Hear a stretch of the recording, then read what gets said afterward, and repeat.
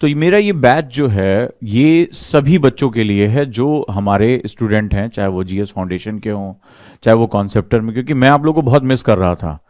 और आपको पता होगा कि ओजांग गुरुकुल का एक नया कैंपस बन चुका है नोएडा में, तो उसको बनाने के दौरान मैं रात दिन उसमें डूब गया था। वो मेरी पूरी कल्पना, मेरी इमेजिनेशन था, और जैसा मैं चाहता था लगभग मैंने उसी तरह से बनाया। और आज गुरुकुल के बच्चे लगातार बहुत अच्छा कर रहे हैं। मुझे गर्व का विषय है कि दुनिया के और भी कोचिंगों के जो बच्चे हैं भारत की, वो उस दिन 15 अगस्त को एंजॉय कर रहे थे आराम से। हमारे बच्चों ने इतने अच्छे कार्यक्रम किए, खुद ही वो स्वतः स्फूर्त होकर उन्होंने बहुत अच्छा काम किया। तो लगातार मैं आप लोगों को बहुत मिस कर रहा था कि कैसे मैं आप लोगों से जुड़ूं, क्योंकि आप लोगों से बातचीत करना, आप लोगों को कुछ बताना, आपकी सफलता में भागीदारी करना, वो व्यक्तिगत रूप से मुझे बहुत अच्छा लगता है। राइट, मैं हमेशा चाहता हूं कि आपके बीच में रहूं। तो मुझे एक चीज समझ में आया कि सारे टीचर अपने अपने सब्जेक्ट के साथ जस्टिफिकेशन कर रहे हैं, अच्छा पढ़ा रहे हैं। तो मैं क्या करूं कि मैं वैल्यू एडिशन कर सकूं। तो मुझे याद है कि मैंने एक वादा किया था कि मैं कुछ इंपॉर्टेंट एस्से के बारे में आपसे बात करूंगा। राइट, कि कैसे हम भारत की चीजों को लेकर चल सकते हैं। तो 125 नंबर का एक एस्से तो कम से कम मैं डील कर ही सकता हूं, और अगर मेरे डिस्कशन को आप अच्छी तरीके से लिखते हैं, आप उसको अच्छे तरीके से समझ पाते हैं, तो निश्चित रूप से ये जो आउटपुट होगा ये और भी ज्यादा अच्छा निकल कर आएगा। राइट, तो धीरे धीरे हम जो है वो आगे विस्तार करते चलेंगे, आगे चीजों को समझते चलेंगे। स्वागत करता हूं आप सभी का ओजांग आईएएस एकेडमी के इस मंच पे, और हम शुरुआत करते हैं। मेरे ख्याल से सभी बच्चों को आप बता भी दें कि हमारी ये क्लास शुरू हो रही है। राइट,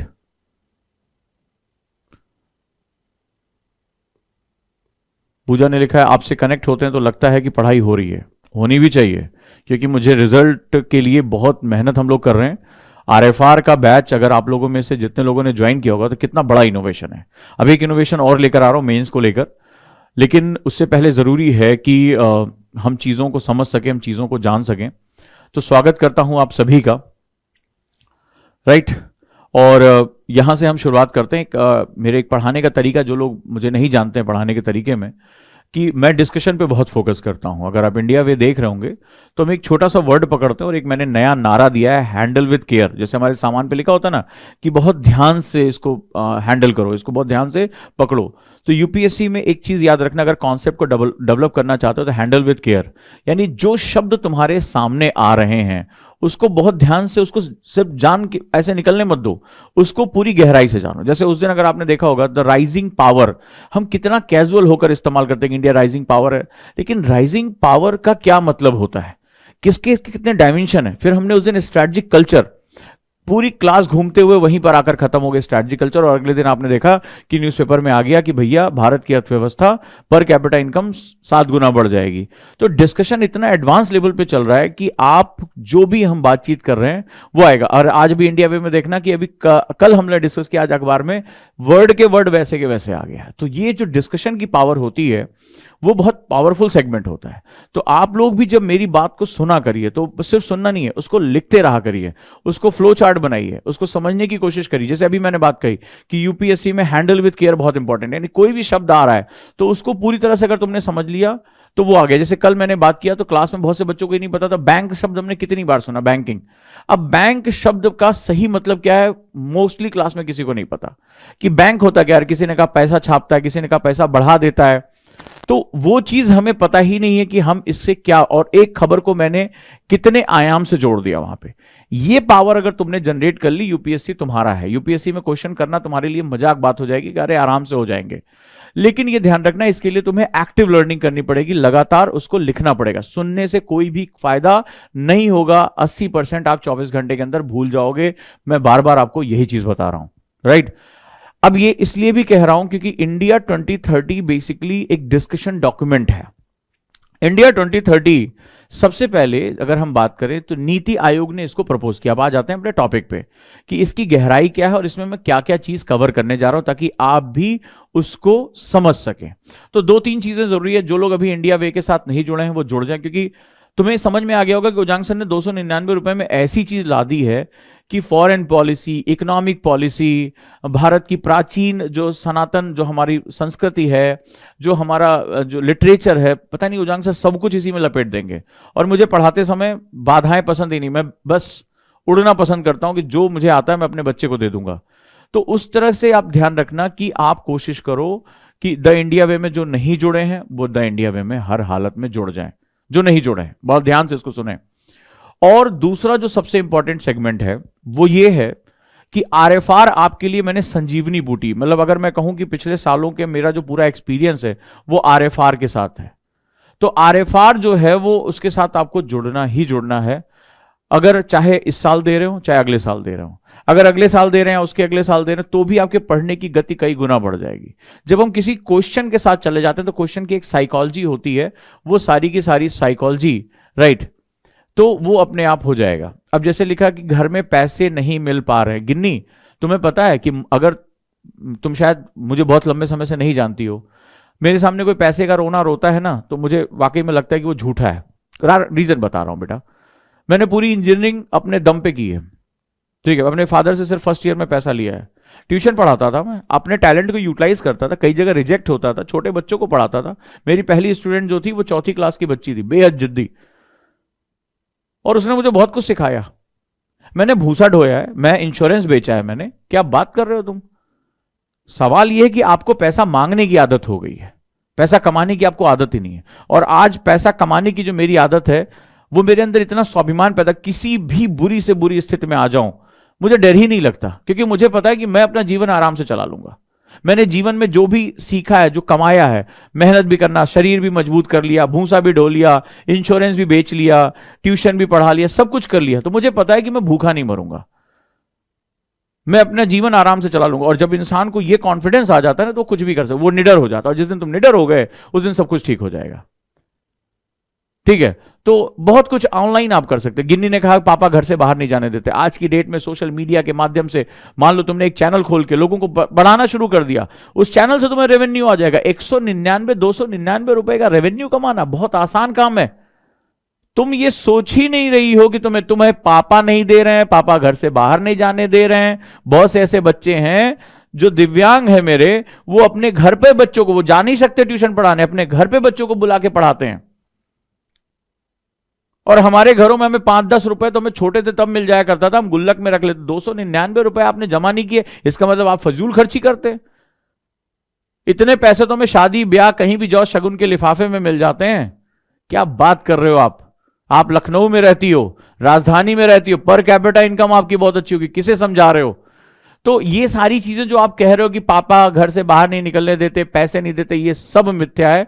299 रुपए से ज्यादा तो आप इस इंटरनेट का रिचार्ज करा लेते हैं। सवाल है कि आपको मांगने की आदत हो गई है, और भारत में ये कल्चर है, हमें मांगने की आदत हो गई। हमारे पिताजी देखेंगे हमारी खर्चा, हम अपने दम पे नहीं कमा सकते, हम अपने दम पे नहीं काम कर सकते। तो आपको पैसा कमाना ही नहीं आता, क्योंकि हमारा इकोनॉमिक कल्चर ही खत्म कर दिया गया है। हमें पैसा कमाना सिखाना चाहिए सबसे पहले। और बहुत छोटी सी चीज है, छोटा था मैं तो मुझे क्या होता था, कोई सामान की जरूरत हो तो इतना ज्यादा, जैसे हमें भी घर में पैसे वैसे नहीं मिलते थे, ठीक है, तो हम जैसे दादी आई, पैर वैर दबाया, सेवा की, तो हमें क्या हुआ, खुश होकर वो 10-20 रुपए दे गई, हमने उठा के रख लिया अपने गुल्लक में, रखते थे गुल्लक एक। तो बेटा ऐसा है कि ये जो बातें तुम कर रही हो ये दूसरे टीचर्स के सामने करना, मेरे सामने मत करना, क्योंकि वो व्यक्ति जो पैसे का रोना रो रहा है और जिसके हाथ पैर ठीक हैं वो बहुत कुछ कर सकता है। मेरी स्टूडेंट है, दोनों पैर नहीं है उसके, ट्यूशन पढ़ाती, माँ बाप ने घर से निकाल दिया, तुम तो घर में हो ना, खाने पीने को मिल रहा हो, बढ़िया मोबाइल रिचार्ज कर रही हो, कोर्स खरीद रही हो। तो झूठ उतना ही बोलो जितना बर्दाश्त हो सके, और मेरे सामने बिल्कुल मत बोलना वो इंसान जो मजदूरी भी करके जिसने पैसा कमाया, जिसने इंश्योरेंस बेचना है, जिसने 5-5 10-10 किलोमीटर वो पैदल चल के ट्यूशन पढ़ाने जाता था, 2 ट्यूशन के बीच में 4.5 किलोमीटर का अंतर था, पैदल जाता था, मेरे पास साइकिल खरीदने के पैसे नहीं थे। तो वो इंसान से तो बिल्कुल मत बोलना। किसी और के सामने अपनी भावनात्मक बातें करो, मेरे सामने बिल्कुल मत करना, क्योंकि मैंने जिंदगी में सबसे पहले स्वाभिमान कमाया। तो जब स्वाभिमान कमा लिया तभी आत्मविश्वास हम कमा पाए। तो स्वाभिमान कमाने के लिए अपने रास्ते खुद ढूंढने पड़ते हैं, राइट। देखो नेहा ने लिखा ट्यूशन पढ़ा के, और आज की डेट में सोशल मीडिया, यार आप अच्छे टैलेंट हो, मेरे कई बच्चे हैं कोरा पे आर्टिकल लिखते हैं, यूट्यूब पे बढ़िया से वीडियो बनाते हैं, पढ़ाई भी कमाई भी में बच्चों को एडिटिंग सिखाया है, एडिटिंग करके हमसे 2-2.5 हज़ार रुपए वो हर महीने लेते हैं, बढ़िया कमा रहे, 2,500 रुपए हम अपने बच्चों को पढ़ाई भी कमाई भी में दे रहे हैं, लेकिन टैलेंट पे देख रहे हैं। कोई अच्छी वीडियो एडिटिंग करता है, कोई अच्छी स्क्रिप्टिंग करता है, टैलेंट को पैसा मिलता है मेरे बच्चे, फ्री को पैसा नहीं मिलता कि पिताजी देंगे माताजी देंगे। तो सोशल मीडिया पे जाओ, करंट अफेयर से बात करो, देखो तुम्हारे व्यू आने शुरू हो जाएंगे, या कोई टैलेंट लोगों को सिखाओ किसी सोशल मीडिया पे, तुम्हें यूट्यूब से रेवेन्यू आना शुरू हो जाएगा। इतना तो आ ही जाएगा कि तुम आराम से अपना खर्चा निकाल सकते हो। सोशल मीडिया से लोग कहां से कहां पहुंच गए हैं। पर सवाल यह है कि आप बैठ के केवल अपनी समस्याओं पे रोना चाहते हैं क्या? चलो रोना शुरू करें, फिर देखा जाएगा, तो कोई ना कोई लाके हमें डाल देगा। तो ये जो बेगर एटीट्यूड है, मैं वर्ड यूज कर रहा हूं, बेगर्स और नॉट चूजर्स, एक कहावत है कि बेगर्स और नॉट चूजर्स।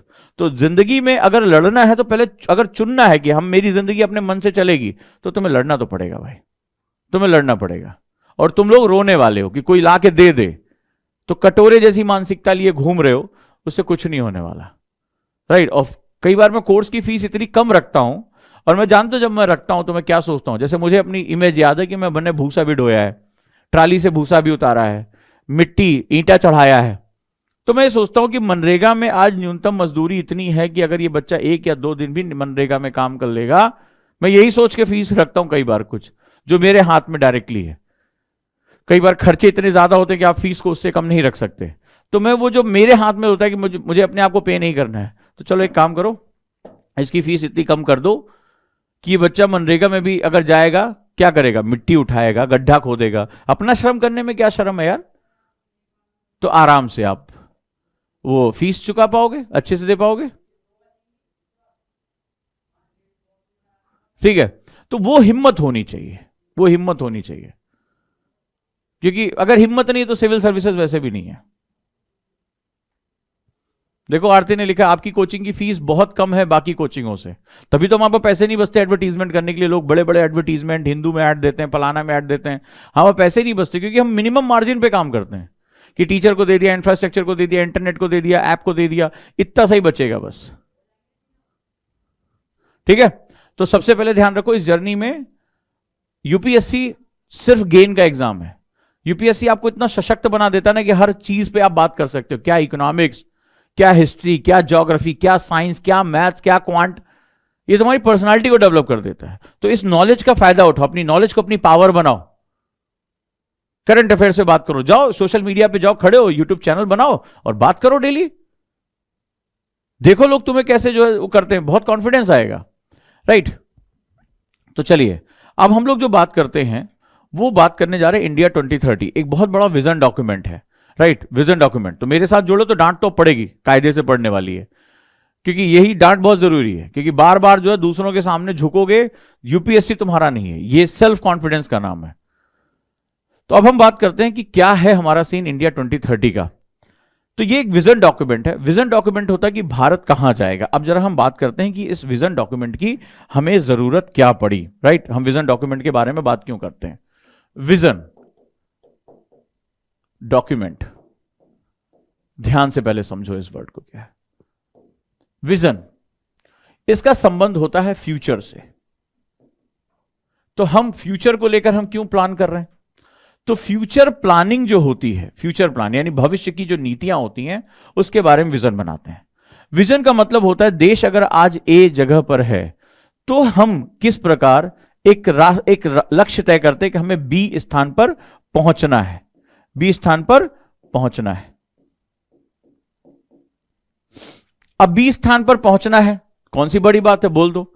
विजन जो होता है ये फ्यूचर प्लान दो तरीके का होता है। जैसे आपने कहा भारत को सोने की चिड़िया बना देना है, भारत को अमीर बना देना है, ठीक है। लेकिन सवाल यह है जो राष्ट्र होता है, जैसे हमारे नेता हो गए, अरे आएंगे 5 साल में गरीबी मिटा देंगे, अच्छा। 5 साल में आएंगे हम सबको हॉस्पिटल दे देंगे, अच्छा। सबको स्कूल दे देंगे। थर्ड 5 ईयर प्लान में, थर्ड 5th ईयर प्लान में हमने एक नारा दिया था, गरीबी हटाओ, ठीक है। 2023 हो गया है, क्या गरीबी हटी इस देश से। कई देशों की कुल आबादी से ज्यादा भारत में गरीबों की आबादी रहती है। पर सवाल है कि जब हम विजन डॉक्यूमेंट के बारे में बात कर रहे होते हैं तो ये होता क्या है, इस बात को समझो कि बी तक हमें पहुंचना है। तो हमारे नेता तो हर इलेक्शन में पहुंचा देते हैं, हर इलेक्शन में हम भारत को विकसित राष्ट्र बना देते हैं, हम हर इलेक्शन में गरीबी मिटा देते हैं, हम घर घर हॉस्पिटल पहुंचा देते हैं, पीने का पानी, बीमारियों से मुक्ति, शिक्षा, स्वास्थ्य, ये चुनावी वादे में तो हम सब कुछ कर देते हैं, बिजली, पानी, जो मिलता है, बोलने में क्या जा रहा है।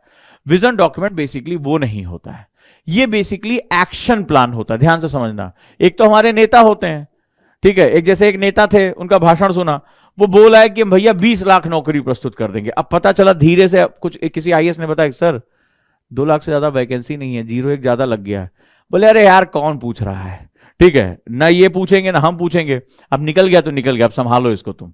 तो ये वाली हालत होती है। तो ये वो that is not vision plan, वो चुनावी वादे हैं, ये ध्यान रखना। विजन प्लान बेसिकली एक एक्शन प्लान की तरह होता है। जब से आपने कहा कि मुझे ए से बी पहुंचना है, तो सबसे पहले इसमें तय किया जाता है टाइम फ्रेम क्या है, ठीक है, पहुंचना है। मान लो आप कहे कि भैया ऐसा है कि हम 50 साल में हम ऐसा कर देंगे, हम सबको शिक्षा दे देंगे। अब पता चला कि जो आज 2 साल का है वो 50 साल बाद 52 साल का हो जाएगा, 25 ईयर्स का हो जाएगा। फायदा क्या, उसको तुम बोले कि अब हम आपको प्राथमिक शिक्षा देने जा रहे हैं, आज आपका हम एडमिशन कराएंगे प्राथमिक शिक्षा में। अब उसके डांट माट गिरने की नौबत आ रही है, बोले अब का भाई, अब का करोगे हमें एजुकेशन देके, अब तुम्हारे नाती पोता पढ़ाओ। तो वो क्या होगा, इसका मतलब है कि टाइम फ्रेम अगर हमारा निकल गया तो हम कभी भी उस चीज के, अगर हम किसी चीज को पाते हैं तो उसकी कोई वैल्यू नहीं बचती है। वो वाली तुमने चुटकुला सुना है ना। तो एक बार क्या हुआ, एक बुढ़ऊ जो है पहुंचे दुकान पे चाय सामान राशन खरीदने के लिए, तो वहां पे एक उनकी हम उम्र जो है वो बूढ़ी माता थी। तो बोले अरे लिप्टन की चाय है। तो ये चुटकुला आपने भी सुना होगा मजाक मजाक में। तो बोले बुढ़ऊ बहुत लेट कर दिए हो, ठीक है, बहुत लेट कर दिए हो, ठीक है, पहले आए होते तो बात भी हम सुनते। तो बोले अरे नहीं, लिप्टन टी की बात कर रहे हैं, हम चाय की बात कर रहे हैं। तो ये मजाक मजाक में जो हम बात कर रहे हैं उसमें इसका मतलब है किसी भी चीज की वैल्यू उसके टाइम पर होती है, ठीक है, उसके टाइम पर होती है। तो यहां वो टाइम ही नहीं है आपके पास, तो आप सबसे पहले विजन डॉक्यूमेंट में टाइम फ्रेम तय करते हैं कि हम इतने समय में इसको पालेंगे, ठीक है, इसको पालेंगे। ये चुनावी वादों की तरह नहीं, आपने कहा गरीबी हटा देंगे, हट रही है गरीबी, हट रही है, हर चुनावी वादे में गरीबी हट रही है, बेरोजगारी खत्म ही हो जाती है, वैकेंसी तो ऐसे धड़ल्ले से निकलती है कि जैसे लगता है कल ही राष्ट्र, अभी बस इनको जिताओ कल राष्ट्र विकसित है, बस कोई और टेंशन नहीं है। तो ये बेसिकली टाइम फ्रेम, इसमें सबसे इंपॉर्टेंट वर्ड होता है कि टाइम फ्रेम हमारा क्या है। उसके बाद होता है रिसोर्स का मैनेजमेंट, ठीक है, रिसोर्स, क्योंकि जो भी चीज होती है जब हम एक्शन प्लान बनाते हैं तो रिसोर्सेस के बारे में बात करते हैं, रिसोर्स संसाधन। जैसे आपने कहा कि भैया ठीक है स्कूल में सबको एजुकेशन दे देंगे, अब आपके पास स्कूल्स कितने हैं, एनरोलमेंट्स कितने हैं, आपके स्कूल कनेक्टेड हैं कि नहीं, स्कूल के साथ टॉयलेट फैसिलिटीज है कि नहीं, स्कूलों के लिए टीचर है कि नहीं, क्योंकि ये क्या है, ये रिसोर्स है पूरा। आपने कह दिया सबको शिक्षा दे देंगे तो ये नेतागिरी में तो चल जाएगा, एक्चुअल में ये नहीं चल पाएगा कि वो टीचर्स कहां से आएंगे, वो भर्ती कहां होंगी, सैलरी कहां सेट होगी, इतना इंफ्रास्ट्रक्चर है कि नहीं है, टॉयलेट्स कैसे बनेंगे, कैसे एनरोलमेंट होगा, कैसे जागरूकता आएगी, कैसे टारगेट्स पूरे किए जाएंगे, ग्राम सभाओं तक को क्या टारगेट दिए जाएंगे। तो ये पूरा एक एक्शन प्लान तैयार किया जाता है कि हम किसी मकसद को पाना चाहते हैं तो उसके लिए ये बहुत ही इंपॉर्टेंट सेगमेंट हो जाता है, ठीक है। ये जब हम उसको कि हमें ये चीज अचीव करनी है। अब सवाल है कि ये हमारा विजन डॉक्यूमेंट है, यानी ये फ्यूचर प्लान है, एक्शन प्लान है, और सबसे बड़ी बात ये टाइम फ्रेम के साथ जुड़ा हुआ है। अब आप क्वेश्चन करेंगे जब ये टाइम फ्रेम के साथ जुड़ा हुआ है, हम 2023 में हैं, ठीक है, हम कह रहे हैं कि हर मंच पर बात हो रही है कि 2047 में हम भारत को विकसित राष्ट्र बना देंगे, तो ये विजन डॉक्यूमेंट 2030 के लिए क्यों है और 2047 क्या है, ये हम जरा बात करते हैं, राइट। अब जरा ध्यान से देखो, ठीक है, अब इसमें तुम्हें कुछ चीजें समझनी पड़ेंगी और ये प्रश्न तुम अपने दोस्तों से भी पूछना। तो पता है ना कि मैं दोस्ती तोड़वा देता हूं, क्योंकि मेरे स्टूडेंट जो हैं बहुत लॉजिकल क्वेश्चन पूछना शुरू कर देते हैं, वो तर्क करना शुरू कर देते हैं, और यही हमारी सबसे बड़ी पावर है। तो जब जैसे दूसरे इंस्टीट्यूट के बच्चों के पास पहुंचते, बोले ऐसा क्यों है, वैसे छाप दिया होगा, नहीं कोई टाइम मिला होगा, बीच में डाल दिया, तो वो फिर कई मेरे बच्चों ने चैट वैट भी भेजी दूसरी कोचिंगों को, जो बड़े, अरे हमारी कोचिंग कहाँ हो जांग में एडमिशन ले लियो, हमारे लिए होते, ठीक है, बड़ी बड़ी मोटी मोटी किताब देते हैं, तो वो छोटे छोटे जवाब नहीं दे पाते। तो मैं दोस्ती तोड़वाने में बड़ा माहिर हूं। तो खैर इस मामले में, क्योंकि जैसे ही वो उनका घमंड टूटता है दोस्ती टूट जाती है। तो मेरा बच्चा लॉजिकल बात करता है, तो लॉजिकल की बात करें हम जरा कि 2030 ही क्यों, जाके क्वेश्चन पूछना कि विजन डॉक्यूमेंट 2030 ही क्यों, ठीक है, 2030 ही क्यों।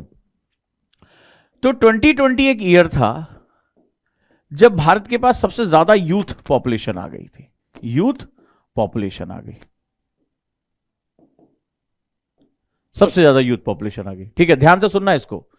2020 भारत सबसे युवा देश में एंटर कर गया। एक कॉन्सेप्ट होता है किसी भी आबादी को, जो आज यूथ है वो कल बूढ़ा होगा, 20 साल 25 साल बाद 30 साल बाद वो प्रौढ़ हो जाएगा। ठीक है, वो ओल्ड एज की तरफ बढ़ना शुरू हो जाएगा। तो यूथ का मतलब होता है वो एक मार्केट है, वो युवा है, वो शक्ति है, वो सबसे अच्छी लेबर है। अब बहुत सही पूछा, शाबाश बेटे। अब होता क्या है, 2047 एक वर्ड आता है, शाबाश बेटे, ये बच्चे ने चीजें को सीखा है, बहुत बढ़िया नेहा, बहुत बढ़िया। इसको मैंने सिखा रखा है तुम्हें, demographic window of opportunity, demographic window of opportunity, यानी जनांकीय अवसरों की खिड़की। क्या बोलते हैं इसको? जनांकीय अवसरों की खिड़की। अब यह जनांकीय अवसरों की खिड़की किसी भी राष्ट्र के लिए बहुत ही महत्वपूर्ण होती है। जैसे चीन के लिए था, 1947 के बाद जनांकीय अवसरों की खिड़की उसके ऊपर खुल गई। आबादी उसकी बहुत ज्यादा थी, इसलिए लंबे समय तक उसकी खुली। अब देखो चीन की वो खिड़की बंद हो रही है, यूरोप की खिड़की ऑलरेडी बंद हो चुकी है, उसकी जो युवा जो उसकी युवा आबादी थी वो डिस्टर्ब हो चुकी है,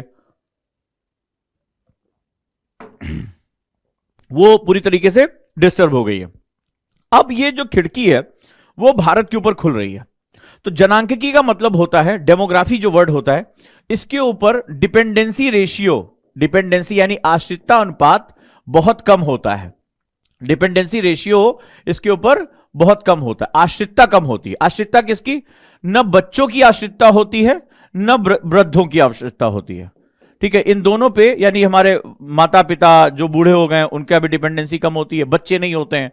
तो ये डेमोग्राफी जो होती है, जनांकीय जो शब्द होता है, ये वो अवस्था होती है जब आपके ऊपर आश्रितता न्यूनतम होती है। तो अपनी आय का बड़े से बड़ा हिस्सा इस बाजार में खर्च करने के लिए आप तैयार रहते हैं। क्लियर हुआ? तो ये खिड़की जो होती है ये परम्यूटेशन कॉम्बिनेशन से आती है। एक क्रम होता है कि राष्ट्र में बहुत लंबे समय बाद बच्चों की आबादी होती है पहले, तो राष्ट्र को बहुत पैसा खर्चा करना पड़ता है, अपने बच्चों के स्वास्थ्य का ध्यान रखना पड़ता है, शिक्षा का। फिर धीरे धीरे वो आबादी, एक समय ऐसा आता है कि सबसे यूथ पॉपुलेशन उसके सामने आकर खड़ी हो जाती है। ऐसा नहीं कि यूथ रहेगी, क्योंकि बच्चे, फिर जवान और फिर बूढ़े, ये अवस्था हमारी बनती रहेगी। जो आज यंग है वो कल ओल्ड भी होगी। ठीक है, जो आज बच्चे हैं कल वो यूथ भी होंगे। ये कॉमन एक नेचुरल प्रोसेस है। तो अब हुआ क्या कि ये जो हमारे सामने इनपुट आया, ये जो खिड़की है, जो डेमोग्राफिक विंडो ऑफ अपॉर्चुनिटी की जो खिड़की है, ये भारत के ऊपर 2020 में अगर हम बात करें तो पूरी तरीके से ये 2000 में ही इसने खुलना शुरू कर दिया था, क्योंकि ये समय के साथ खुलती है। 2020 में ये बिल्कुल हमारे लिए एक युवा आबादी की संभावनाओं के रूप में खिल गई है। 20 साल 18 साल की जो सबसे बड़ी आबादी वो भारत में आ गई। लेकिन 2030 क्यों, ये सवाल है। तो जो 20 साल और 18 साल की जो एज है हमारी, वो एज ऐसी है जब आप हायर एजुकेशन ले सकते हैं, आप बहुत युवा होते हैं। लेकिन इस एज में ना तो आपके पास एक्सपीरियंस होता है, ना आपके पास कोई आप डिग्री भी आपके पास नहीं होती है। आप भी न्यूनतम 21 साल में तो आप आईएएस का एग्जाम दे सकते हैं। जो एवरेज एज है यूपीएससी की वो 26 साल है। तो ये एक अनुमान लगाया गया कि 18 में हमारे पास संभावनाएं पूरी खुल गई हैं। लेकिन जब ये आबादी 2030 में पहुंचेगी, 2020 में तो यूथ हो गई, लेकिन जो 30 ईयर से 40 ईयर का जो रेशियो होता है वो सबसे ज्यादा प्रोडक्टिव होता है। अब मेरे वर्ड को ध्यान रखना कि इस विंडो में जो प्रोडक्टिव एज होती है, प्रोडक्टिव एज, अब 18 साल में आईएएस भी नहीं है, 18 साल में आप कोई बहुत हाई प्रोफाइल नौकरी भी नहीं ले पाते, 18 साल में आप जो है पीएचडी भी नहीं कर पा रहे हैं, रिसर्च भी नहीं कर पा रहे हैं। हाँ, 18 साल में आपके बहुत से लक्षण जो है वो क्लियर हो जाते हैं।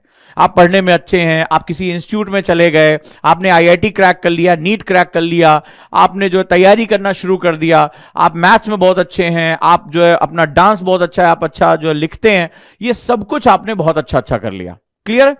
लेकिन जो आपकी सबसे प्रोडक्टिव एज है, जो राष्ट्र आपकी चीजों पे बात करेगा, मान लीजिए 25 साल की एज में आप आईएएस बन गए, 24 साल में आप आईएएस बन गए, तो आप ट्रेनिंग व्रेनिंग पूरी करके आप 30 तक जो है वो बढ़िया से फील्ड में काम करने लगे, बहुत सी समस्याओं का सॉल्यूशन करने लगे। आपका 30 साल तक आप आईआईटी क्रैक करके अच्छे सीनियर लेवल पे आप इंजीनियर बन गए, मैनेजर बहुत अच्छे बन गए आईआईएम से जो है पढ़ाई करने के बाद। तो आपका जो टैलेंट है जो निकल कर आता है वो 30 to 40 एज में निकल कर आता है, और आप बेस्ट अपना परफॉर्म कर रहे हो, क्योंकि अब आपकी एजुकेशन में एक्सपीरियंस जुड़ जाता है, आपको नए नए तरीके सूझते हैं। ये एज ऐसी होती है जहां आप अपने आप को झोंक कर काम करते हैं, क्योंकि शरीर इस समय ऑप्टिमाइज होता है।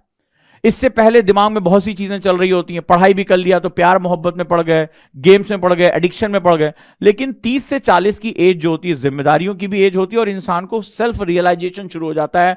ये जो एज मानी जाती है जहां पर आप खुद के बारे में सोचना शुरू कर देते हैं, शादी ब्याह होने लगता है, समाज में आपका स्टेटस चेक होने लगता है, तो आपको खुद से होता है यार वो देखो मेरे साथ वाला इतना अच्छा कर लिया, तो आपके मन में एक तड़प आनी शुरू होता है। आप कभी भी अपने आसपास देखना, 18-20 की उम्र में अरे जिंदगी हम ऐसे कर लेंगे वैसे कर लेंगे, मौज मस्ती है, घूमने जा रहे हैं, कैजुअल हैं। लेकिन जैसे आप देखोगे शादी हो जा रही है या आपके आसपास के लोग जो है सेटल हो जा रहे हैं, तो हमारा मन खुद ही अंदर से खुद से आने लगता है यार अब मुझे कुछ करना होगा। आपने कई लोगों को सुना होगा यार ऐसे काम नहीं चलेगा, जो कल तक बहुत मस्ती में था, दुनिया की फिलॉसफी बताता था, अब वो कहता है यार ऐसे काम नहीं चलेगा, यार कुछ करना पड़ेगा अपने लिए।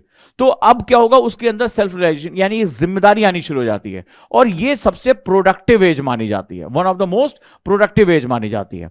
तो जो इंडिया की प्रोडक्टिव एज होगी 2020 में हमारे पास सबसे यूथ आबादी हो गई थी, 2030 हमारी सबसे ज्यादा प्रोडक्टिव एज होगी, और 2047 में ये जो विंडो है ये बंद होना शुरू हो जाएगी हमारे लिए, क्योंकि तब तक हमारी ये युवा आबादी जो है वो अपने 20 साल निकाल यानी प्रौढ़ा अवस्था में प्रवेश कर जाएगी, वो मैच्योर एज में प्रवेश कर जाएगी। जो आज 18 साल का है वो 2047 पहुंचते पहुंचते मैच्योर हो जाएगा। क्लियर है?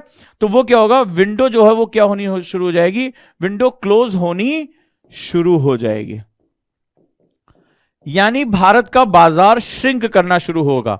तो भारत को बहुत तेजी से 2047 तक सारे प्रयास करने होंगे, और सरकारों को नहीं लोगों को भी, कि किसी भी हालत में राष्ट्र का उत्पादन बढ़ जाए, इंफ्रास्ट्रक्चर बन जाए, बिजली बन जाए, स्वास्थ्य सेवाएं, ये सब कुछ हमारे साथ जुड़ जाए, क्योंकि उसके बाद भारत की संभावनाएं खत्म हो जाएगी और अफ्रीका के ऊपर ये विंडो खुलनी शुरू हो जाएगी। अफ्रीका का नंबर आ जाएगा, क्योंकि तब तक अफ्रीका जो आज बच्चे वहां बहुत ज्यादा हैं, डिपेंडेंसी रेशियो ज्यादा है, वो आबादी यूथ हो जाएगी। तो 2047-45 के बाद अगर बात करें demographic window of opportunity Africa के ऊपर खुलनी शुरू हो जाएगी। पूरी दुनिया की मार्केट अफ्रीका भागेगी, अफ्रीका के लोगों का पर कैपिटा इनकम बढ़ना शुरू हो जाएगा। ठीक है, आप ये याद रखना उस समय जब आप रहोगे। तो 2030 एक ऐसा साल है which is one of the most productive year, most productive year जो है वो माना जाता है। क्लियर है? तो इसीलिए जो विजन डॉक्यूमेंट बताया गया है वो एक मिड जर्नी है हमारी, this is one is a mid journey, कि हम 2030 में मोस्ट प्रोडक्टिव एज में प्रवेश कर जाएंगे। मोस्ट यूथ के बारे में तो आपने सुना था, राइट? मोस्ट प्रोडक्टिव एज में हम एंटर कर जाएंगे, यानी भारत चाहे तो अपनी जो संख्या है वो कई गुना बढ़ा सकता है, अपनी प्रोडक्टिविटी, अपनी नॉलेज। आपने देखा होगा बहुत से परिवर्तन हो रहे हैं, जैसे न्यू एजुकेशन पॉलिसी आ रही है। अभी आपने 3-4 दिन पहले न्यूज पढ़ी होगी कि उच्च शिक्षा में यानी हायर एजुकेशन में एनरोलमेंट बढ़ाने के लिए यूनिवर्सलाइजेशन किया जाएगा, कि हर बच्चा हायर एजुकेशन के लिए जाए ही जाए। अगर आप लोगों की नजर पड़ी होगी, फ्रंट पेज की एक न्यूज थी, आपने ध्यान दिया होगा अगर उस पर, तो यह पूरा प्रयास किया गया कि किसी भी हालत में जो है वो यहां पर किसी भी हालत में एनरोलमेंट बढ़ाई जाए।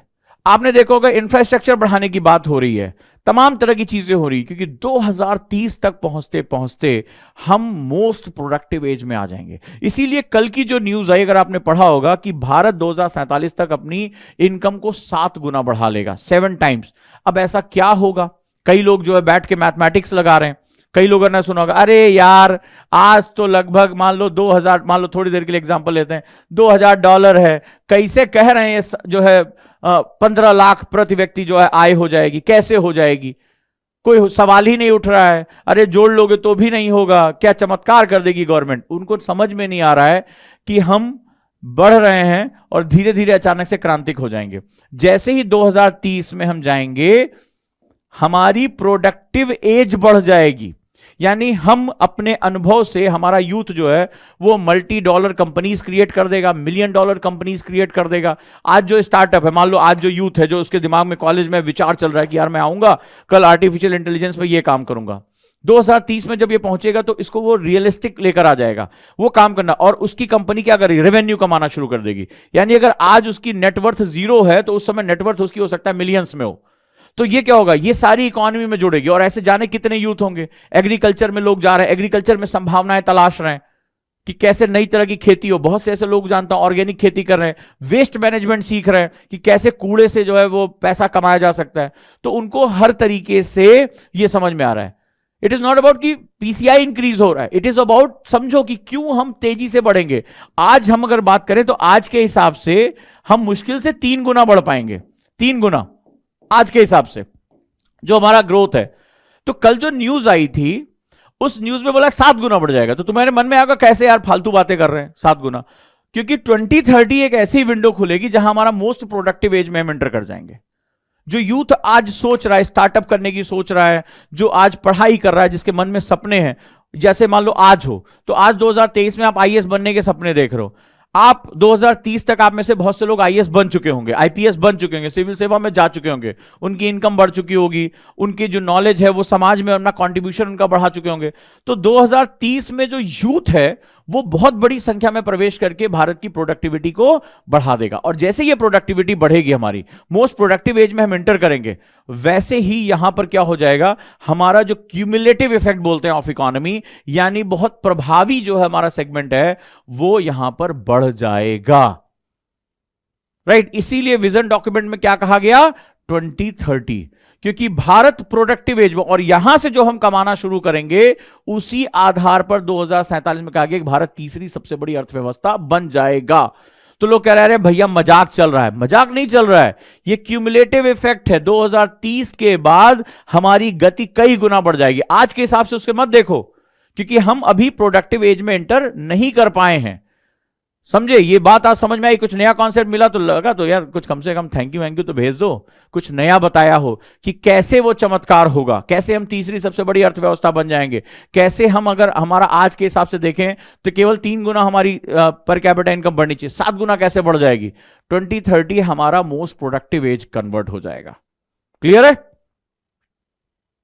और तब हमारे प्रभाव कई गुना बढ़ जाएंगे।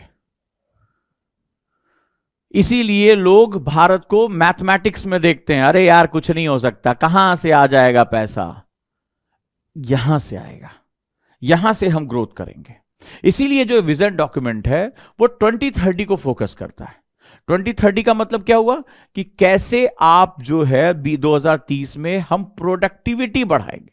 तो इस पूरे डॉक्यूमेंट में मैं आपसे अलग अलग चीजों के बात करूंगा। जैसे मैं भारत की प्रशासन के बारे में बात करूंगा, 2030 में भारत का प्रशासन कैसा होगा, प्रोडक्टिविटी बढ़ाने के सामने उसके चैलेंज क्या होंगे। ऐसा नहीं है, प्रशासन के सामने बहुत चैलेंज आएगा, क्योंकि ये यूथ डिमांड करेगा, और वो डिमांड हम पूरी करने के लिए आगे क्या करेंगे। हमारा हेल्थ सेक्टर सबसे इंपॉर्टेंट हेल्थ सेक्टर है। सबसे पहले मैं ये शुरू करूंगा कि हेल्थ सेक्टर हमारा क्या हो, क्योंकि इतनी बड़ी आबादी को स्वस्थ रखना बहुत बड़ी चुनौती है। आज टाइप 2 डायबिटीज हमारे 3 से 7 साल के बच्चों को हो रहा है। ऐसी बीमार पीढ़ी का हम प्रोडक्टिविटी क्या निकालेंगे, वो तो कंज्यूम करने लगेगा, वो मां बाप का नहीं अपने ध्यान रखने में, अपनी डायबिटीज की दवाई में खत्म हो जाएगा। तो हेल्थ सेक्टर की चैलेंजेस क्या हैं हमारे सामने, हम इसके बारे में बात करेंगे। फिर हम बात करेंगे इकोनॉमी, इकोनॉमी चेंज होगी। कल मैंने आपको इसका जो है वो एक तरीका बताया था, मैंने आपको आरडी और इंडिया वे में आरडी और आरसी का कॉन्सेप्ट आपको बताया था, ठीक है, यानी कि resource distribution and resource capturing. तो भारत रिसोर्स डिस्ट्रीब्यूशन करना चाहता है। हर नागरिक को, चाहे वो नॉर्थ ईस्ट में बैठा हो, चाहे कहीं भी बैठा हो, कश्मीर में बैठा हो, कन्याकुमारी में, हर व्यक्ति अपने आप को इकोनॉमिक्स कल्चर का पार्ट समझे। द इंडिया वे की वो क्लास जहां मैंने इकोनॉमिक कल्चर को डिफाइन किया था, अगर वो आपने देखी सुनी होगी तो आपकी लाइफ की वो बहुत बड़ी एक जो है वो परिवर्तनकारी क्लास है, उस पर आपको फोकस करना चाहिए। वो बहुत बड़ा एक चेंज है। तो आपको इस सब चीजों के बारे में बात करना चाहिए। तो लगे हाथ, अब चलिए समझते हैं इस चीज को। राइट, तो अब आपको समझा 2030 क्यों, क्योंकि इंडिया मोस्ट प्रोडक्टिव एज में एंटर करने जा रहा है। थ्रेशोल्ड हमारा आने वाला है 47 के बाद, हमारे लिए विंडो अपॉर्चुनिटी बंद हो जाएगी। फिर हम बहुत बड़ी बूढ़ी आबादी को पेंशन और ये सुरक्षा में हमारा सब कुछ निकल जाएगा। दुनिया भर की कंपनीज हमें छोड़कर भाग जाएंगी अफ्रीका, जैसे आज चाइना को छोड़कर भारत आ रही हैं। तो ये लॉजिकल डॉक्यूमेंट समझने की कोशिश करिए, और कोशिश करिए कि किसी भी तरीके से कुछ बैच तो आपके पढ़ाई का एक हिस्सा होना ही चाहिए। बहुत बहुत ध्यान रखना। पहली बात तो आपको ये पता होगा कि सभी बैचेस में जो हमारे ये सामने लिखे हैं 50% कुछ घंटे शेष बचे हैं। अगर अभी भी आपने history optional, geography optional, PSIR optional नहीं लिया है तो इसमें 50% डिस्काउंट है जो हमारे स्वतंत्रता दिवस के उपलक्ष्य में। गुरुकुल 3.0 25 अगस्त से शुरू हो रहा है, लेकिन जो सबसे इंपॉर्टेंट मेरा इनोवेशन है वो RFR है। अगर RFR के साथ नहीं जुड़े तो आप बहुत बड़ी गलती करने जा रहे हैं। और एक चीज और हम शुरू कर रहे हैं, मेंटरशिप प्रोग्राम। इसके लिए जो आपके स्क्रीन पे नंबर है, इस पे मिस्ड कॉल जरूर कर देना। पर डे हम 30-35 बच्चों से बात कर रहे हैं, सबका इसमें नंबर लग रहा है। मेंटरशिप प्रोग्राम एक बहुत हॉलिस्टिक प्रोग्राम है। जैसे अभी आपने कहा कि सर आपको मिस कर रहे थे, आप नहीं है, तो एक पूरी मेंटर्स की टीम जो हमने गुरुकुल में एक परंपरा हमने जब डेवलप की, वो हम इस चीज को यहां लेकर आ रहे हैं। ठीक है, तो यहां पर हम इसके लिए बात करेंगे कि आपको कैसे एक, जैसे हम यहां पे डेली शेड्यूल देते हैं पढ़ने के लिए, शाम को आपको इतना पढ़ना है, फिर चेक करते हैं कि आपने इतना पढ़ा कि नहीं पढ़ा, उस पर टेस्ट होते हैं आपके जो है मेंटल, फिजिकल, आपके जो सारी चीजों पे बात करते हैं। इस मंथ ये पूरी तरह से फ्री है। आप मिस्ड कॉल करिए, अपना सेशन तय करिए और आप वहां पर चले जाइए कि भाई हम सर हमसे बात कर लें। ठीक है,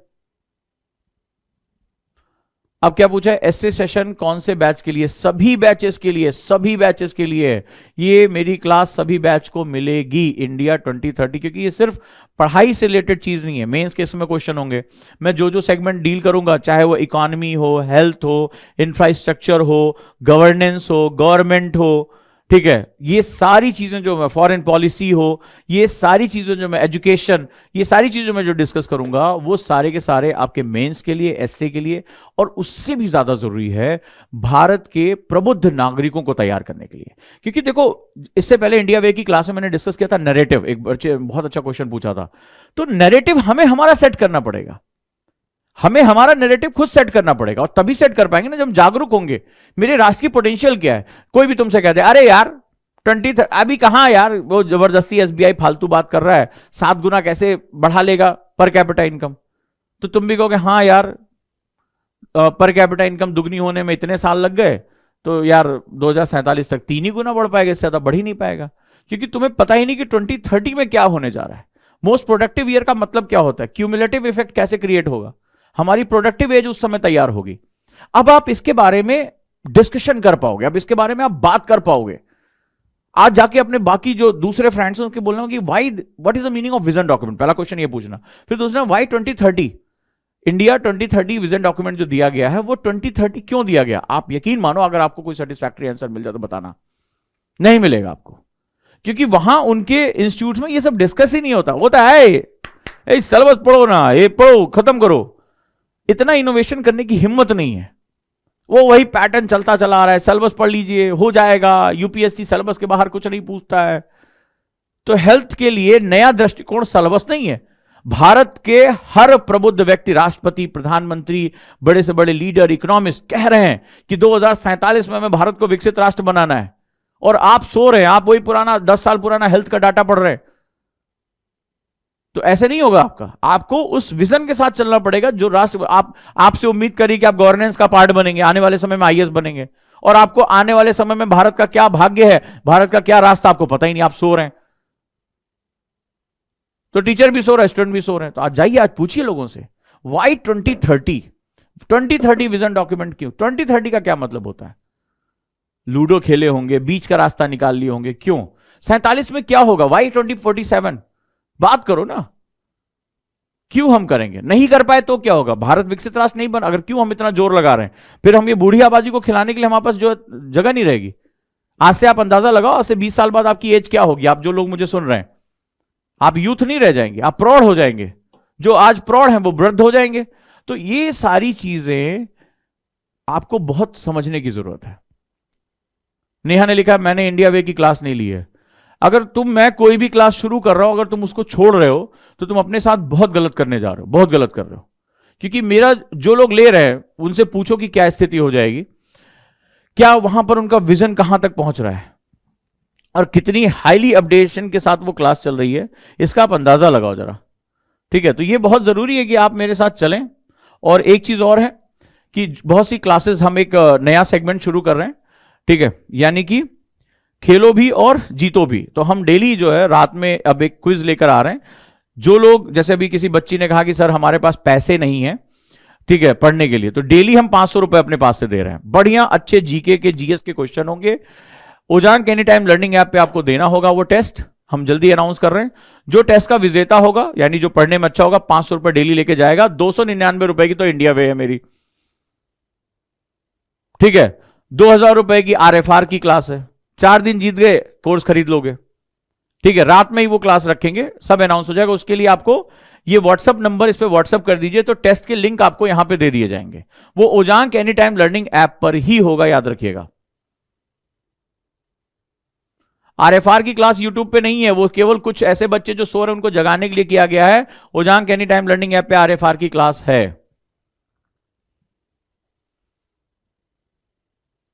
ठीक है। तो ये नंबर आप व्हाट्सअप कर दीजिए कि प्लीज, चाहे द इंडिया वे की क्लास की लिंक हो मुझे भेज दीजिए, या मुझे जो हम लोग क्विज शुरू कर रहे हैं उसके साथ भी आ जाएं। तो Ojaank any time learning app पे ही आपका क्विज होगा। जो उसका विजेता होगा वो आपका क्या करेगा, उसको हम पर डे पैसे देंगे। और जो लोग द इंडिया वे नहीं ज्वाइन कर पाए, 299 रुपए का बैच है, वो बहुत कुछ लूज कर देंगे, बहुत कुछ। आज की जो मेरी क्लास होगी द इंडिया वे की, देखना, बहुत समय बाद कोई ऐसा भारतीय है जो भारत के टर्म में विदेश नीति के बारे में बात कर रहा है। आज भगवत गीता और विदेश नीति को मैं मिक्स करके बात करूंगा, मजा आने वाला आज की क्लास में। तो आज की क्लास कैसी लगी मुझे फीडबैक जरूर दें। और ये जो आज मेरी क्लास में हर समय कुछ ना कुछ नया डिस्कशन, नया कुछ सीखने को मिलता है। वाई 2030 मजा आने वाला है। तो अगर मजा आया तो मुझे बताओ, ताकि मुझे भी उत्साह लगे कि हम अपने बच्चों को कुछ नया सिखा रहा हूं। आप लोगों के लिए इतनी मेहनत करता हूं, थैंक यू सो मच। और जो लोग सो रहे हैं ग्रुप में, उनको जगाओ कि हाँ क्लास बड़ी मजेदार हुई है, बहुत अच्छी हुई है। आज 2-3 नए पॉइंट सीखे हमने। कल सर हेल्थ के बारे में बात करेंगे, हेल्थ चैलेंजेस के बारे में बात करेंगे। और हेल्थ चैलेंजेस एक बार हम समझ गए तो और मजा आएगा। फिर उसके बाद मैं इकोनॉमी के बारे में बात करूंगा, आरडी और आरसी के बारे में, रिसोर्स डिस्ट्रीब्यूशन कैसे किया जाएगा, ठीक है। तो वो ये सारी चीजें तुम्हें बहुत हेल्प करने वाली हैं। आराम से 5-7 क्वेश्चन तो तुम्हें मेंस में आराम से मिलने वाले हैं। सारे टॉपिक्स एक से बढ़कर एक हैं, सभी मेंस के क्वेश्चन हैं, ठीक है। चलिए मिलते हैं फिर। सभी दोस्तों को जगाइए और अच्छे से बात करिए।